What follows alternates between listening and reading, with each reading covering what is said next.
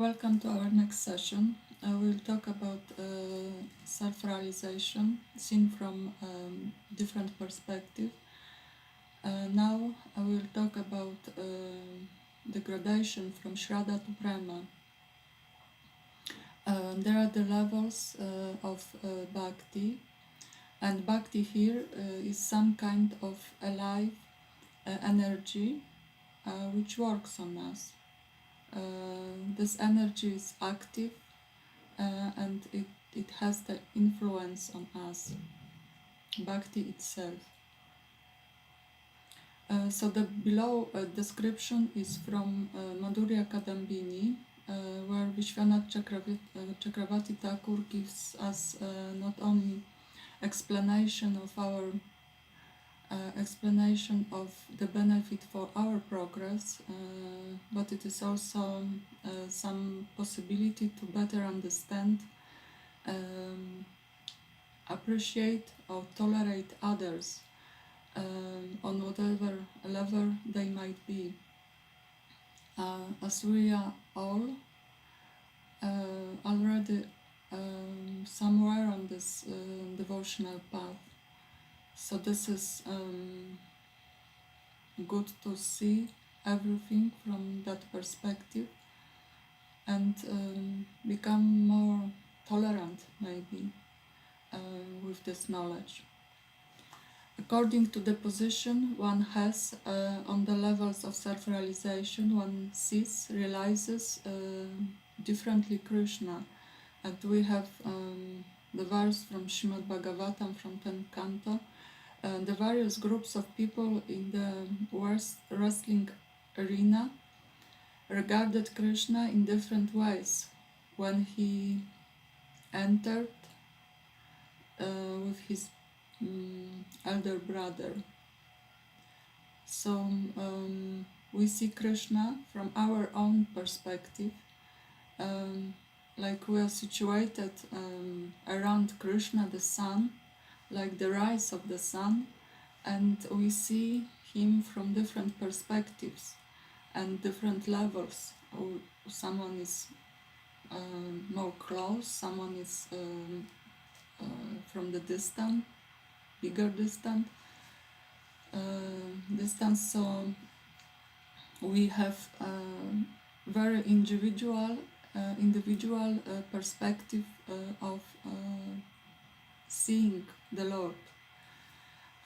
So to have the knowledge about this perspective, this many perspectives, gives us more broad vision and more deep understanding what is before us and what we passed and how we act at present, what is our work on our development to improve ourselves.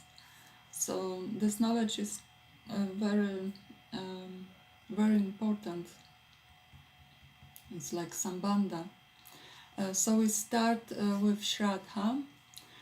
First, the aspiring devotee develops Shraddha of faith. Shraddha means to have firm trust in the scriptures dealing with bhakti.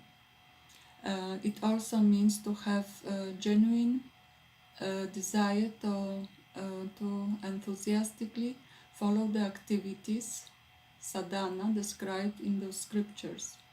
There are two types of faith, either spontaneous, sattvika, or aroused by the forceful preaching,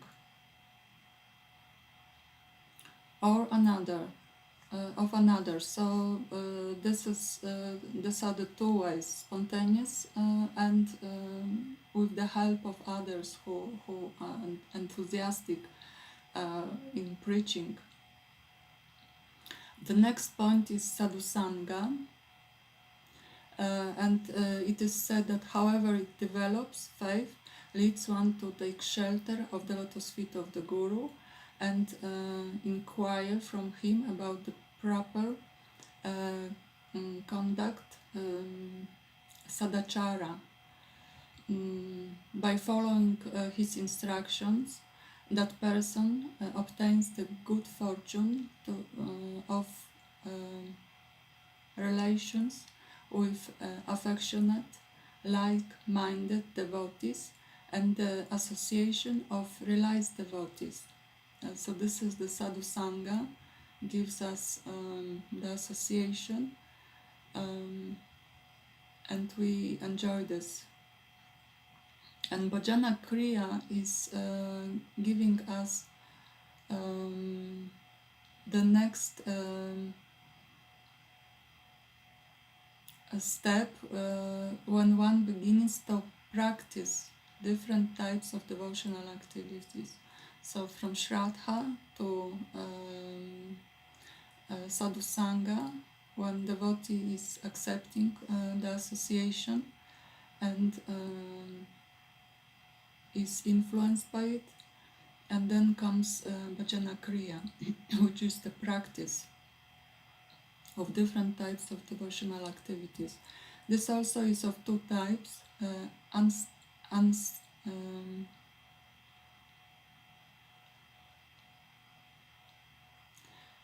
unsteady, anishta, and steady, nishta. And there are six, so nishta is the platform which will be explained, and now is unsteady, anishta, devotional service explained, and it is in 6 different stages. So first is false confidence, utsahamai. The beginner may think that he has mastered everything. It is called fixed, puffed up with enthusiasm. So someone is filled with this, full of enthusiasm, and this makes him a little puffed up because he has some knowledge and he thinks that this platform is giving some confidence of this understanding that this is all in all what I have. Then the next is sporadic endeavor, khana garala. A new devotee will sometimes practice the different forms of devotional service and at another time neglects them. For example, due to inability to understand the scriptures or lack of real taste, he is situated there. His endeavor is therefore thick thin. So first he is practicing devotional service, and another times he is neglecting it. So there is no stability in this sporadic endeavor. Then there is indecision, vyadhara vikalpa, and there are the questions: shall I spend my life happily in family life, making my wife and children Krishna conscious, or should I give up them and go to Vrindavan to perfect myself, or shall I wait till I at the least stage, or it is better to renounce now? So the questions are coming, and there is indecision in our position. So this is the anishta, unsteadiness. The next point here is struggle with the senses, vishaya samgara, seeing that material enjoyment is forcibly carrying him away, imparting his steadiness in serving Krishna. The devotee resolves to renounce his addictions and take shelter of the holy name, but many times his attempts often end in enjoying again. This is ongoing battle with his desires for sense enjoyment from former habits. This is the inability to give up sense enjoyment. So on this platform we have the struggle with the senses, that the instability is there, the battle is there with the old habits. The next point is inability to uphold vows, to follow rules. Niyamakshama, the devotee will resolve. From today I will chant such and such number of rounds of japa. I won't talk around anything except the Lord. So this is the position of the devotee, that he wants to make progress. He wants to do something with his life, but though the devotee makes such resolutions every day, he is not always able to carry them out. This is the inability to improve his devotional service. So before there was the point of inability to give up sense enjoyment, and now step higher, the devotee is more strong, his senses are more stable, but the desire to improve the service is still ongoing, is still he's working on them.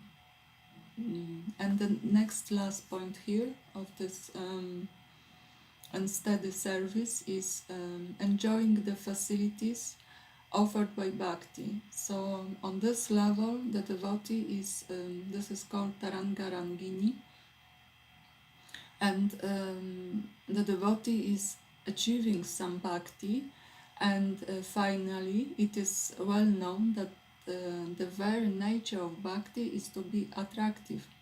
Thus many people become attracted to the devotee, the abode of bhakti, and as the old adage goes, by the public's attraction one becomes wealthy.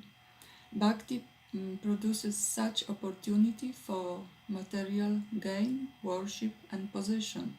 These are the weeds around the creeper of bhakti, seeking one's pleasure amid those with like facilities, which are called delighting in material facilities. So this passage is giving us understanding that the position of bhakti, which devotee achieves in some degree, is making him attractive to others, and then there is the opportunity for material gain, worship and possession. So Vishwanath Chakravarti Thakur is saying that these are the weeds around the creeper, because the whole explanation is compared to the creeper of bhakti, which is growing up to the spiritual world, to the lotus feet of the Lord, and the growth is through taking some leaves, flowers, then culminates in fruit of devotional service, which is Prema Bhakti. So this enjoying the facilities offered by Bhakti is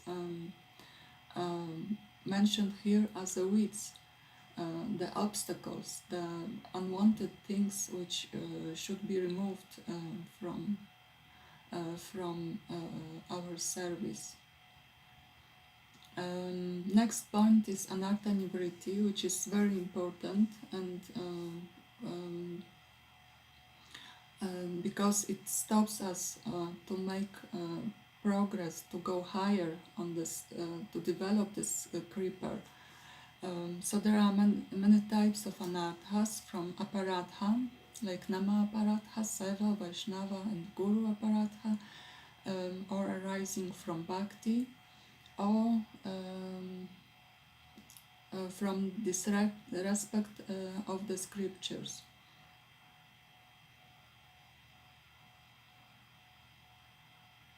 So nullification of this particular mentioned above anarthas goes in 5 grades, and we will not talk about everything.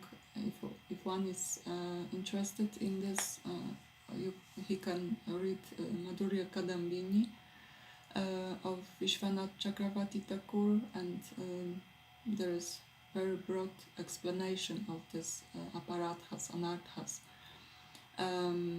I will give the general point that they are going, when they are removed gradually,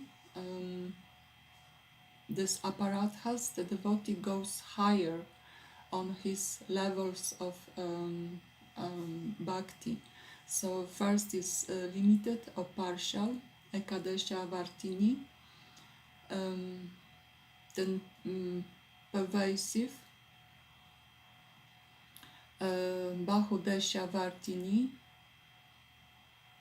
By continuous practice, Nishta appears on this level. Then there are almost complete anarthas, Praiki, with the appearance of Rati or Bhava, so they are almost complete, and complete Purna with the appearance of Prema. And there is the next step after Prema, which is absolute, Atyantiki, with the attainment of the Lord's association, where there is no possibility of their reappearance. So when devotee achieves this absolute purification from all anarthas, then the association of the Lord is coming, and there is no possible to return to this previous anarthas. And when it comes, this things, then nishta comes, steadiness in bhakti. Of course, it is also gradation in nishta.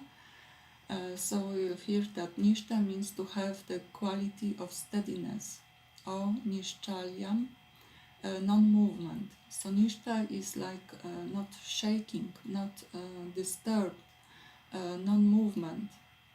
It is steady. Intensity of effort, or difficulty, or easy in hearing and chanting, etc., are the criteria for determining the 2 types of bhakti, unsteady and steady. Though a devotee strives for steadiness every day, while the anarthas are still present, he will not attain it. This is due to the 5 persistence obstacles. So devotee can be on the platform nishta or not.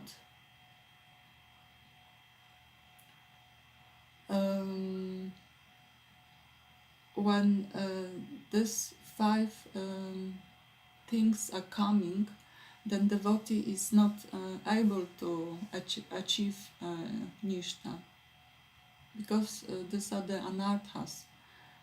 So there is no, when there are anarthas, then there is no possibility to achieve nishta. So these are as follows: laya, sleep. So the devotee is struggling to, on the lectures or during the japa, he is struggling with the sleep. This is very common, we know that. Vikshepa, distraction, when during the chanting, for example, there's many things like distraction from many sources. Aparadipati, indifference or this rest, indifference or disinterest in spiritual topics. So someone is indifferent or has no interest in the spiritual topics. There are coming for devotees such periods, some situation when this appears and causes this anarthas.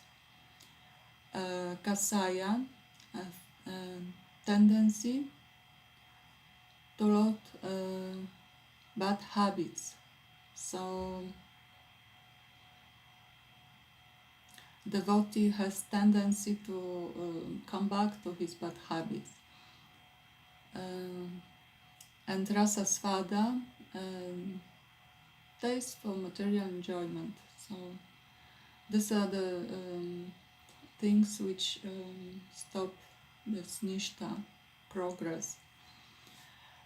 After the stage of anartha nivritti, when these obstacles are almost completely destroyed, one achieves steadiness as a symptom of the absence of these 5 mentioned before obstacles. So we have the verse from Srimad Bhagavatam 1 to 17-18. Nashta prayeshva abhadrashu, troubles almost completely destroyed. So this is the platform of Nishta. This is almost completely destroyed. Nishta is of 2 types. Considering bhakti directly, like bodily service, vocal activities like kirtana, and mental activities, remembering, meditating, and considering elements favorable for bhakti, like humility, giving respect to others, friendliness and mercifulness. These are favorable for bhakti, to bhakti. But these points are also seen in devotees not yet on Nishta platform. So the humility or respect or friendliness, mercifulness are also in other devotees, not on the Nishta platform. But when they are established, then there is Nishta. So we are coming to the next level, to the higher level, which is ruchi, the taste, and this is going on when the devotee takes into the heart the golden meditation of bhakti, shining brightly by the fire of steady practice and propelled by its own energy. So then ruchi appears. So ruchi is some kind of meditation. The meditation is coming.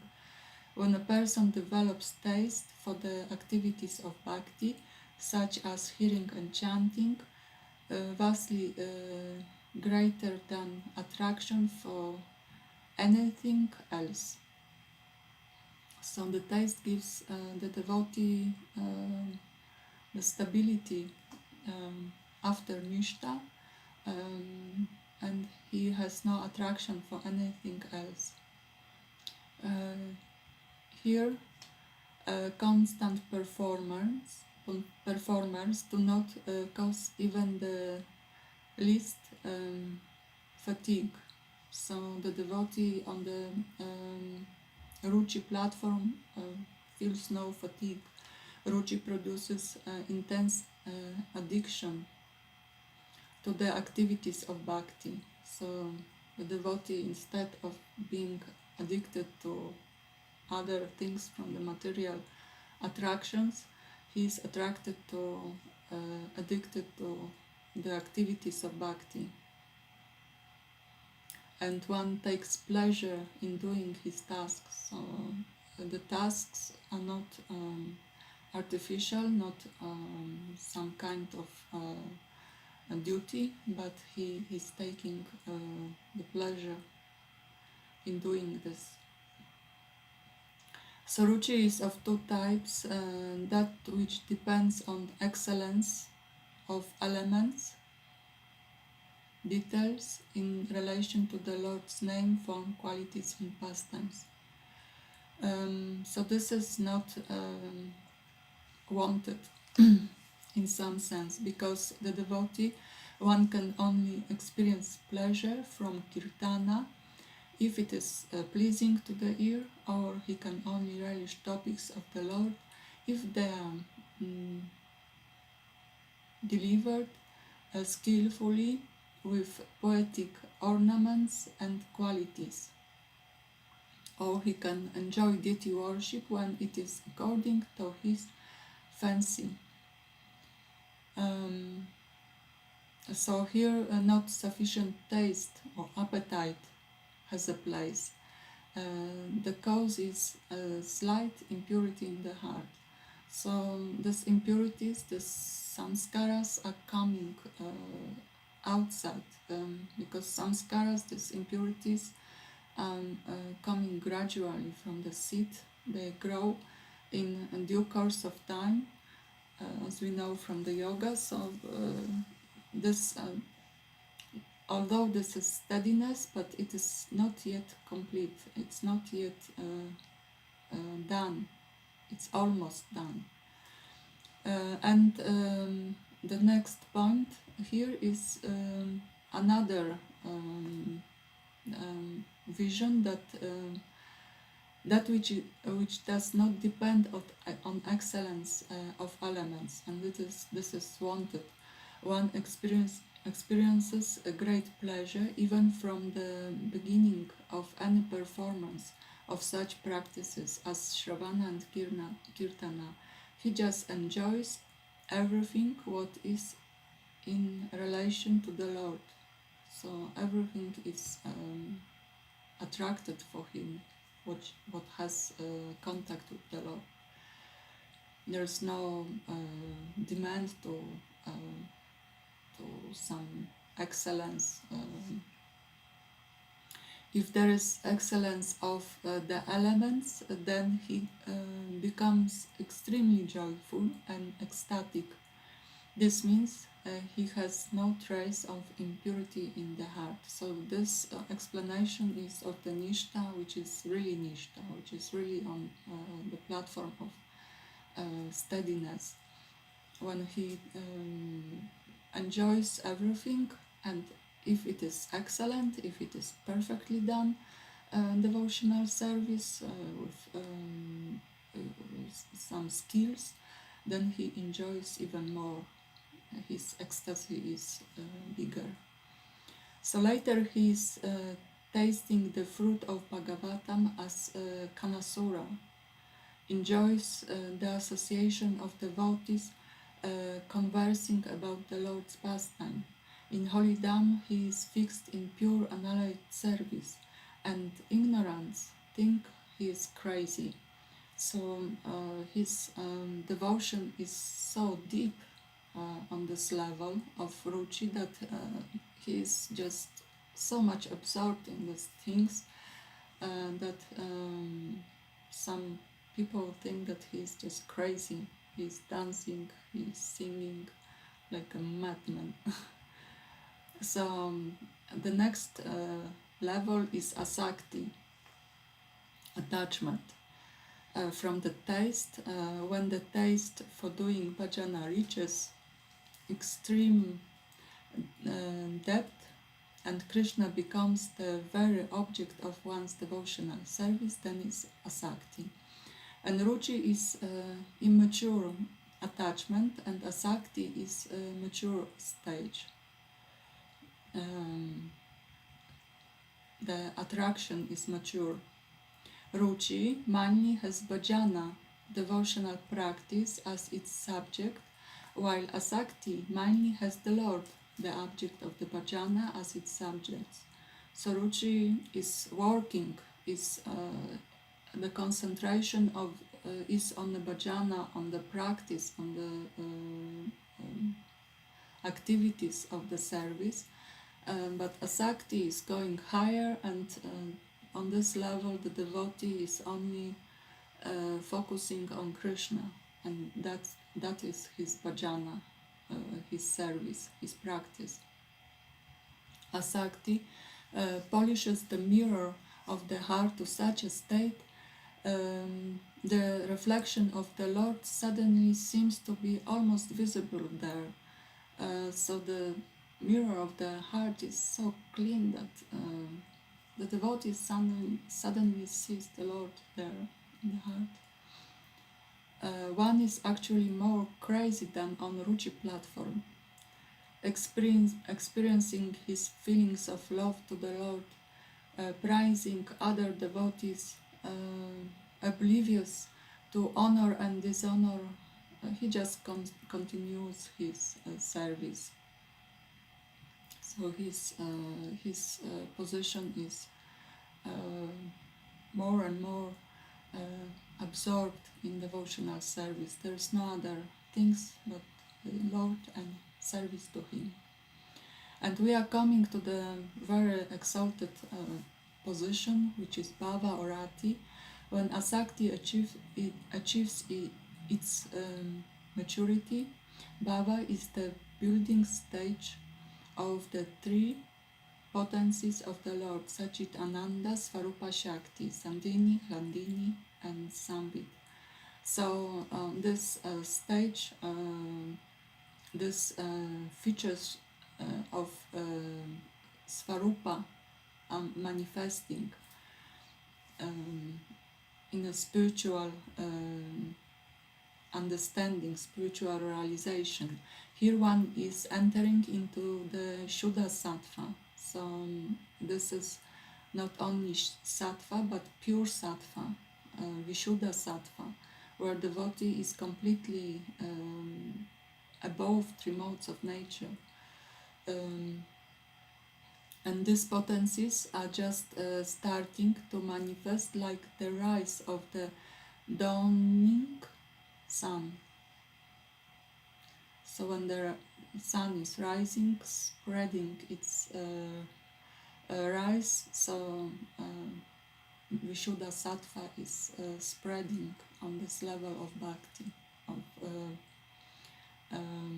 bhava. It is very rare, difficult to obtain above moksha. Bhava totally uproots ignorance